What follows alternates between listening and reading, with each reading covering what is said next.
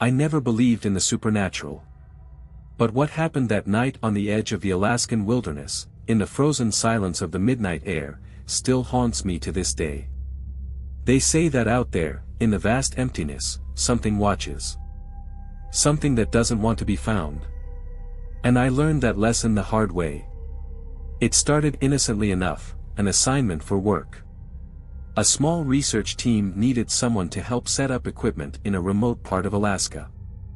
I'd heard the stories, of course. Everyone in the States has heard the rumors about the strange things that happen up there, the disappearances, the unexplainable noises, the eerie lights in the sky. But, honestly, I thought it was all just exaggerated folklore, spread by people who'd had one too many drinks or were trying to scare newcomers. The crew was small, just me and a handful of researchers, including my colleague Jason, a geologist with a strange obsession for maps, and Carla, a biologist who always had this quiet intensity about her. They were both seasoned veterans, used to the harsh conditions of Alaska. But I was new. The moment we landed in the small, isolated base camp, I felt the weight of the place, the suffocating silence pressing down on me. There was no one else for miles, just snow, ice, and the occasional howl of wind. A lonely place, one that made you feel like an intruder. That first night, I heard something strange. At first, it was just a soft scratching noise, faint and almost imperceptible. I thought it was just the wind, or perhaps a bear outside the camp. But when I went to check, I saw nothing. Just the pitch-black darkness stretching out over the snow, the towering trees standing like silent sentinels in the cold. I shrugged it off, blaming the isolation and lack of sleep. But then, it happened again. And again. Jason and Carla didn't seem concerned. They were too focused on their work, setting up equipment, checking data, discussing plans for the next day. But I couldn't shake the feeling that something was wrong. Every time I stepped outside, I couldn't help but feel as if someone, or something, was watching me. The air felt thick, almost alive with tension. One night, as I stepped out for a quick break, the wind had died down completely. A perfect stillness hung in the air. And that's when I saw it, just a flicker at the edge of my vision. A shadow, darting between the trees. At first, I thought it was a trick of the light, or maybe my imagination playing tricks on me. But then I heard it, a low, guttural sound, unlike anything I had ever heard before. It was so close, I could feel the vibrations in the ground. I turned quickly, scanning the surrounding trees. Nothing. Only the cold, biting silence. But I felt it. Something was out there, watching. The days that followed were a blur of uneasy tension. Despite the strange occurrences, Jason and Carla insisted everything was fine. They were experienced, after all. I began to doubt myself, maybe it was just the isolation, the cold, the constant wind playing tricks on my mind. But deep down, something wasn't right. The next day, we ventured deeper into the wilderness to set up more equipment. It was just the three of us, miles away from the base camp, surrounded by miles of unbroken wilderness. As we trudged through the thick snow, I noticed something unusual. The tracks in the snow weren't animal tracks. They weren't human, either. They were, strange. Long, irregular, like something dragging itself through the snow. And they led toward the trees. I pointed them out to Jason, but he dismissed it as nothing more than a bear or perhaps a moose. But Carla's face turned pale when she saw them. I caught her glancing nervously at the trees, her breath coming faster. She said nothing, but I could tell she was rattled. That night, we set up camp in a small clearing near the edge of the forest. As usual, I stayed up a little longer than the others, finishing some paperwork and checking the equipment. The others had retired to their tents, but I couldn't shake the feeling that something was out there, just beyond the tree line, waiting. The silence was overwhelming, no animals, no sounds, nothing. I tried to distract myself, but every movement in the darkness felt like a warning. And then, just as I was about to head to my tent, I heard it again. That same low, guttural growl. Only this time, it was closer. Much closer. I froze. The air seemed to thicken around me, my breath coming out in visible puffs. My heart hammered in my chest. I glanced toward the trees, but all I could see were the shadows, undisturbed. I could feel the hair on the back of my neck stand up. That growl wasn't like anything I had heard before, it was raw, primal, something not quite of this world. I grabbed the flashlight from my bag and turned it on. My hands were shaking. I shined it toward the edge of the trees, expecting to see a bear or maybe a wolf. But instead, the beam cut through the darkness and revealed something far worse. Standing just inside the tree line, barely visible in the shadows, was a figure. Tall, too tall for any human. It didn't move. It just stood there, staring, its face hidden in the dark. I couldn't make out any details, but there was something about the way it stood, unmoving, waiting, that filled me with a deep sense of dread. I couldn't look away. I was frozen in place, my breath coming in shallow gasps. Time seemed to stretch, and then, in the blink of an eye, it was gone. Like it had never been there at all. I immediately ran to Jason and Carla's tents, shouting for them to wake up. They stumbled out, half asleep, but saw nothing. I tried to explain, but they brushed it off as exhaustion or stress. "It's just the isolation getting to you," Jason said with a tired smile. But Carla, her face pale, didn't look so sure. That night, we locked ourselves in the tents. But I couldn't sleep. Every creak of the tent, every rustle of the wind, made me jump. I stayed awake, staring at the entrance, convinced that whatever was out there was still watching us. And that was when I heard it, again. The growl, low and rumbling, echoing through the trees. But this time, there was something else. A whisper. Soft, faint, but unmistakable. It was my name. The next morning, I couldn't shake the feeling of being followed. I kept my eyes glued to the tree line, half expecting to see that figure again, looming just beyond the snow. But there was nothing. Just the endless white of the Alaskan wilderness stretching out in all directions. Jason and Carla tried to reassure me, but their words felt hollow. They were distracted, too, something was off about them. Carla was quieter than usual, and Jason kept checking the equipment over and over as if trying to convince himself that everything was fine. We continued with our work, setting up additional sensors and mapping out the terrain. But the unease never left me. Every creak of the trees in the wind, every whisper of snow underfoot, felt like a warning.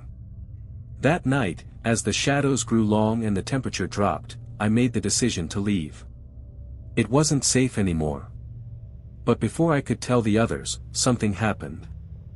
I heard the growl again, this time, much closer than before, like it was right outside the camp. I grabbed my flashlight and rushed out of the tent, my heart pounding in my chest. Jason and Carla were behind me now, both of them looking just as terrified. We all stood in the open, scanning the darkness. It wasn't just a growl now. It was a full, guttural roar, a sound that seemed to shake the very ground beneath our feet. The trees swayed violently, though there was no wind. The air became thick, oppressive, like it was pressing in on us. I caught movement at the edge of the trees, something large and dark. I shined my flashlight toward it, but the light flickered and went out. Panic surged through me, and I scrambled for the spare batteries in my pocket, trying to calm my shaking hands. "Did you see that?" Carla whispered, her voice barely audible. Before I could answer, we heard a loud snap from the forest, something large, breaking through the underbrush. Then, just as quickly as it had started, everything went silent again. Too silent. We stood there in the dark, our breaths visible in the freezing air, waiting for something, anything, to happen. And then, a voice.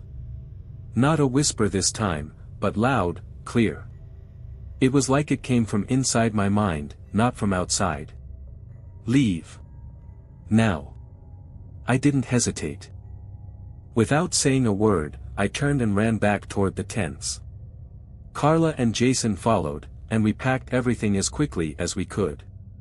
The growls and whispers had stopped, but we all knew something was out there. And it wasn't going to let us leave that easily. By the time we were packed and ready to go, the snow had begun to fall heavily, the wind picking up again. The storm had come out of nowhere. We climbed into the truck, the engine roaring to life, and I glanced back one last time toward the dark expanse of trees. And that's when I saw it. A shadow, far too tall, standing just beyond the tree line. Watching. We sped off, but I could feel its eyes on us, burning through the rearview mirror. The darkness seemed to stretch on forever as we drove, the storm howling around us. Every minute felt like an eternity, and just when I thought I could finally breathe, I saw something that made my blood run cold. In the distance, far ahead of us, a figure stood at the side of the road.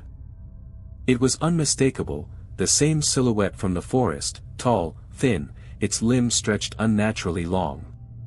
I slammed on the brakes, the tires screeching on the icy road, but the figure didn't move. It just stood there, waiting. Watching. Jason cursed under his breath, throwing the truck into reverse. But when I looked back through the rearview mirror, there was nothing. Just the empty, snow-covered road behind us. We never spoke of it again. I don't know if the others experienced what I did or if they were just too afraid to admit it. But I'm telling you this now, because what I saw up there, it was real. And I don't care what anyone else says, I know it was out there in the wilderness, waiting. And I know, for a fact, it still watches. We made it back to the nearest town, exhausted, shaken, and too afraid to speak about what had happened. The storm continued to rage around us, the snow falling thick and heavy, as if the wilderness itself was trying to swallow us whole. We pulled into a small, dilapidated motel at the edge of town, the flickering neon sign casting an eerie glow across the dark parking lot. I remember standing outside the truck, my legs like jelly, as the bitter cold cut into my skin. We were safe, technically, back in civilization, but the unease still clung to me, like a shadow I couldn't shake. Jason and Carla didn't say a word either. We all knew that something had followed us back. That feeling of being watched never left. I tried to sleep, but every time I closed my eyes, I saw it again. That figure, tall, unnatural, staring at me from the edge of the trees. I woke up in a cold sweat more times than I care to count, the echo of its growl still ringing in my ears. The next morning, I couldn't take it anymore. I needed to get out, to go home, to escape whatever had been following us. But as I started to pack my things, something stopped me, a single message on my phone. It was from an unknown number, with only 2 words, "Still watching." I showed it to Jason and Carla, and their faces went pale. They hadn't received anything, but they could see the fear in my eyes. They didn't need to say anything, I knew they were thinking the same thing. It had followed us here. It was no longer just an eerie experience in the wilderness. It was real. And it wasn't going to let us go. The next few days were a blur of anxiety and dread. We barely left the motel, too afraid to even venture out for food. Each time I stepped outside, I kept expecting to see that shadow, looming in the distance, waiting for me. But it never came, at least, not in the form I had come to expect. One night, as I lay in bed, staring at the ceiling, I heard a soft knock on my door. I froze, my heart pounding. It was late, too late for anyone to be checking in. Slowly, I got out of bed, my hands trembling as I approached the door. "Who is it?" I called out, my voice shaking. No answer. Just the soft, rhythmic knock again. I reached for the doorknob, but then a thought struck me, something deep in my gut telling me not to open that door. I took a step back, hesitating, when I heard it. A voice, low and hollow, like it came from the other side of the door, but not from a human. "Let me in." I stumbled back, my breath caught in my throat. The voice was unmistakable, cold, inhuman, like it had come from something wrong. The knocking stopped abruptly, and for a moment, the silence was deafening. But I didn't stay silent long. I grabbed my phone and texted Jason and Carla. "We need to leave. Now." I could hear their footsteps running down the hallway, and the moment they arrived at my door, the knocking started again. This time, more forceful. With each thud, the air seemed to grow colder, heavier. Jason opened the door just a crack. There was no one there. Just the empty hallway stretching out in both directions, lit by dim, flickering lights. We didn't speak. We didn't need to. I knew what they were thinking, the same thing I was. It had found us. It had been watching us, waiting for the right moment to strike. And now, it had already started. We left the motel that night, leaving our bags behind. The storm had picked up again, the snow swirling around us like a veil, making it impossible to see more than a few feet ahead. But I felt its presence. It was there, just beyond the veil of snow, lurking in the darkness. As we made our way toward the truck, I couldn't shake the feeling that something was right behind us. I didn't dare look back. But Jason did. And when he turned back to me, his face was as white as the snow. "Get in the truck," he said, his voice hoarse. I didn't ask why. We piled into the truck, and without a second thought, Jason slammed the gearshift into drive. We sped off into the storm, the windshield wipers struggling to keep up with the relentless snow. And then, just as we were about to leave town, I saw it again. That figure. Standing in the middle of the road. I slammed my foot on the brake, but Jason didn't hesitate. He swerved the truck hard, nearly losing control, and we shot past it. The figure remained still, its dark silhouette burning itself into my memory. We never spoke of it again. We never went back to Alaska. But I still hear the growl. In my dreams. In the silence. And sometimes, when I'm alone in the dark, I swear I can feel it watching me. And I know it's not done yet. It's been years since I left Alaska, but the memories haven't faded. If anything, they've only grown sharper, more vivid. I still hear the growl sometimes, low and rumbling in the back of my mind. I can still feel those cold eyes on me when the darkness is too thick, the quiet too intense. I tried to move on. I settled down in a different state, far from the freezing isolation of Alaska.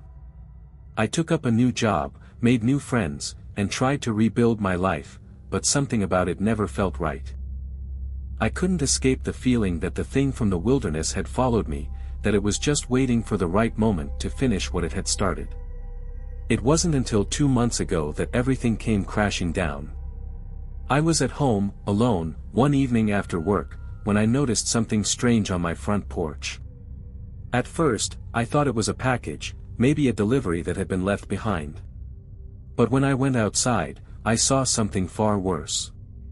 There, on the porch, was a single footprint. Not human. Not animal. The shape was too odd, too twisted. The toes were elongated, and the heels seemed to drag along the ground like something was pulling itself forward. I froze, my stomach sinking. I had seen this before. The tracks in the snow in Alaska. The same dragging, unnatural pattern.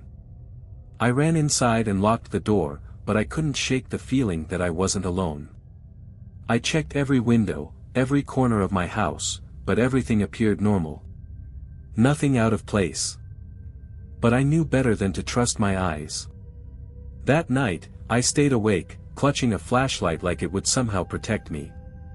Every creak of the house, every gust of wind, set me on edge. I couldn't sleep. I kept thinking about the voice, the one that had whispered my name in Alaska. The one that had told me to leave. What had it meant? Around 2 a.m., I heard it. A knock. Soft, but distinct. At first, I thought it was a dream. But the knock came again. I held my breath, praying it was just the wind or my imagination. But then the voice came, clear as day, echoing through the walls of my house. "Let me in." I couldn't move. My body was paralyzed with fear. My mind raced, remembering that night in the motel in Alaska. I had thought it was over. That I had escaped. But now, I knew the truth, it wasn't over. Not by a long shot. The knocking continued. Louder. Harder. I grabbed my phone and texted Jason, but it didn't matter. He was miles away now, living his own life, far from the horrors of Alaska. I dialed Carla, but she didn't pick up. I left a frantic message, but I didn't expect her to come. What could she possibly do? I tried to tell myself it was all in my head. But deep down, I knew it wasn't. The door rattled, a deep, inhuman growl vibrating through the wood. I could feel it in my bones, that same primal terror I'd felt in the wilderness. The temperature in the room dropped sharply, my breath forming a mist in front of me. The house felt wrong. Not empty, but full of something that didn't belong. I backed away slowly, my eyes locked on the door. The knocking stopped, and for a moment, there was silence. Then, I heard it again. This time, not from the door.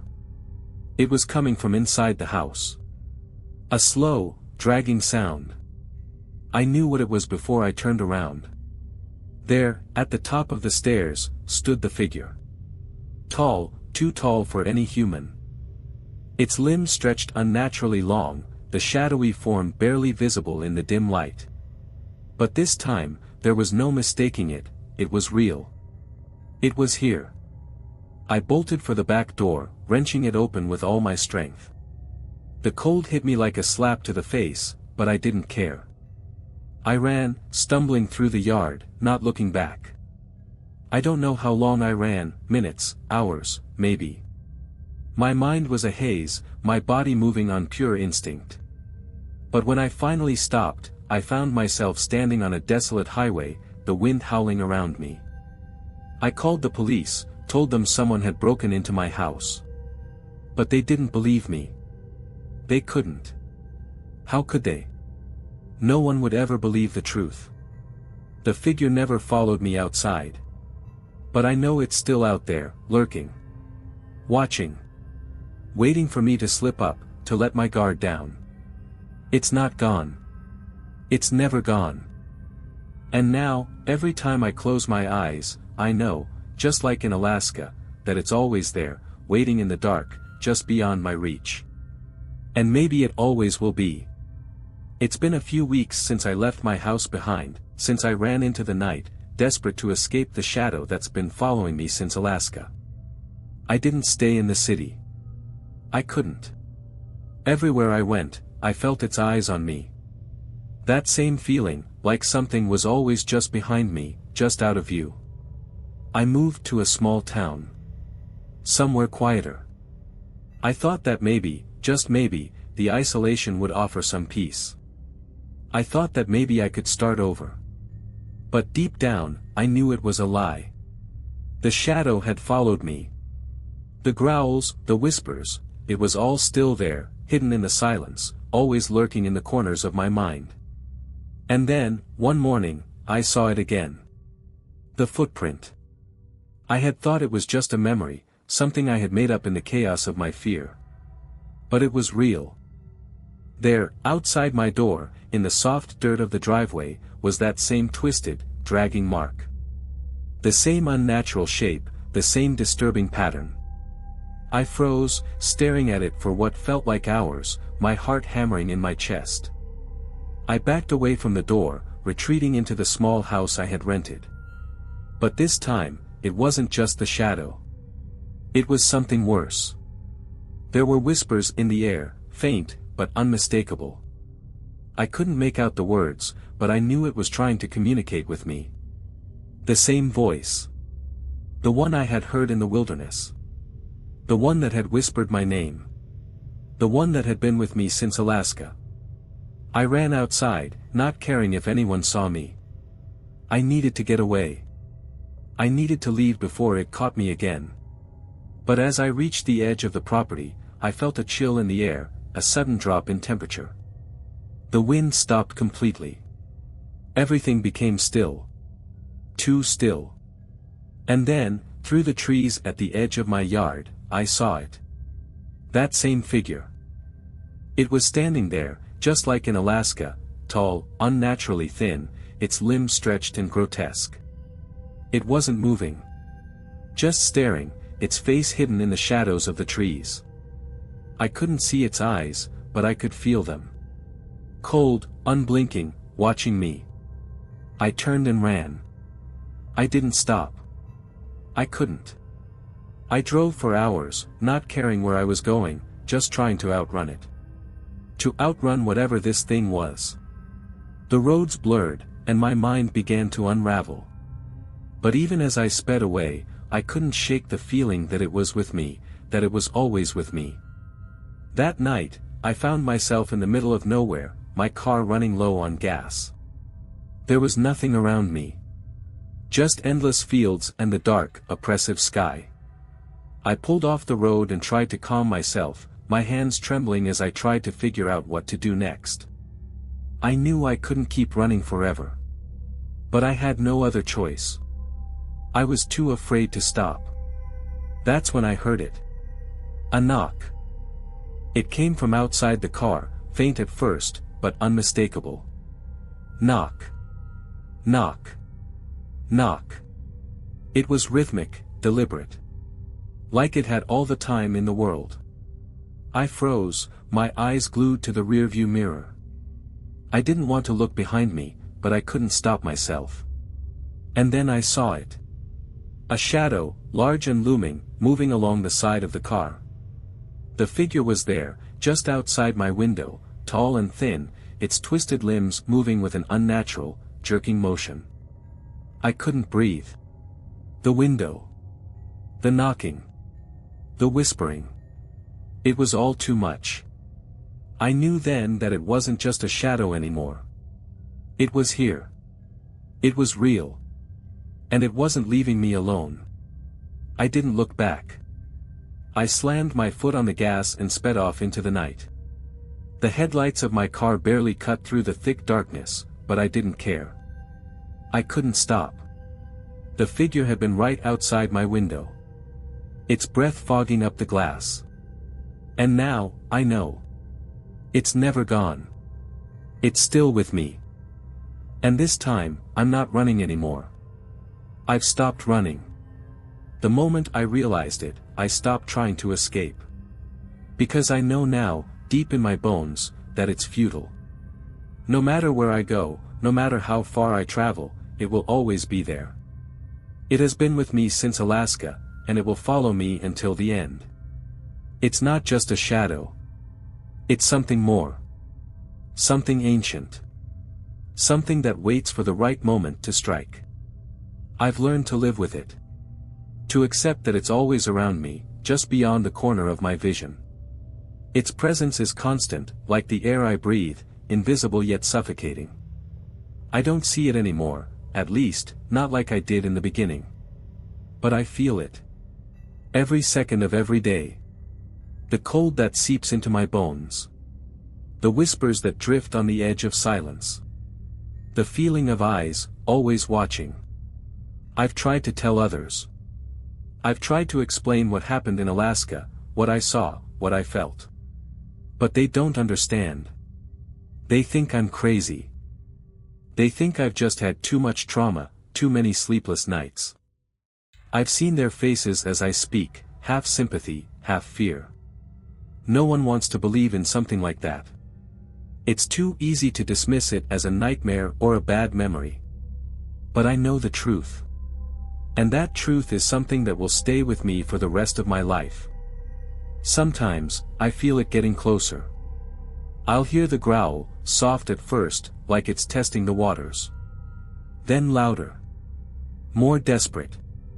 It knows that I'm close to breaking. It knows that I've given up. And when it comes for me, I don't think there will be any escaping it.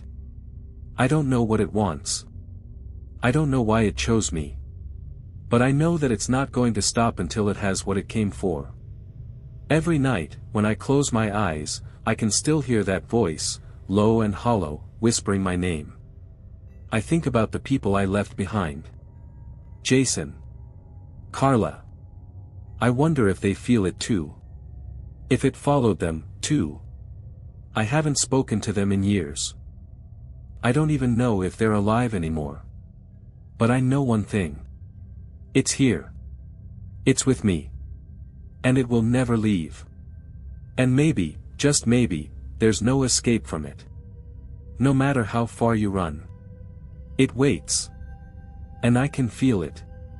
Always.